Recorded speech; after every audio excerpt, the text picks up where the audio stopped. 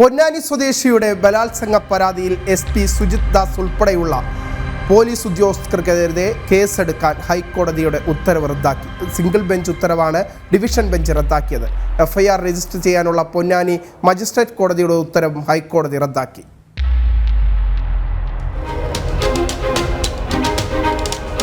പൊന്നാനി സ്വദേശിനിയുടെ ബലാത്സംഗ പരാതിയിന്മേൽ SP Sujith Das അടക്കമുള്ളവർക്കെതിരെ magistrate കോടതി അന്വേഷണ ഉത്തരവിറക്കണമെന്ന് ഹൈക്കോടതി സിംഗിൾ ബെഞ്ച് നേരത്തെ വിധി പുറപ്പെടുവിച്ചിരുന്നു.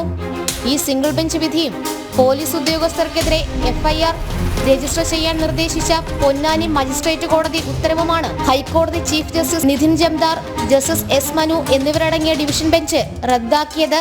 വീട്ടമ്മയുടെ പരാതിയിൽ പൊന്നാനി മജിസ്ട്രേറ്റ് കോടതിക്ക് ഉചിതമായ തീരുമാനം എടുക്കാമെന്നും ഡിവിഷൻ ബെഞ്ച് വ്യക്തമാക്കി.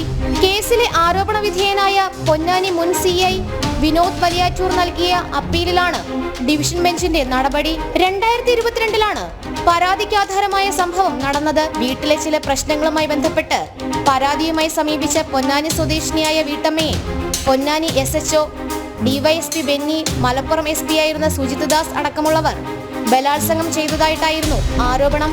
SHO പീഡിപ്പിച്ചെന്ന പരാതിയുമായി ഉന്നത ഉദ്യോഗസ്ഥരെ സമീപിച്ചപ്പോഴായിരുന്നു സുജിത് ദാസ് അടക്കം ബലാത്സംഗം ചെയ്തതെന്നും വീട്ടമ്മ ആരോപണം ഉന്നയിച്ചിരുന്നു.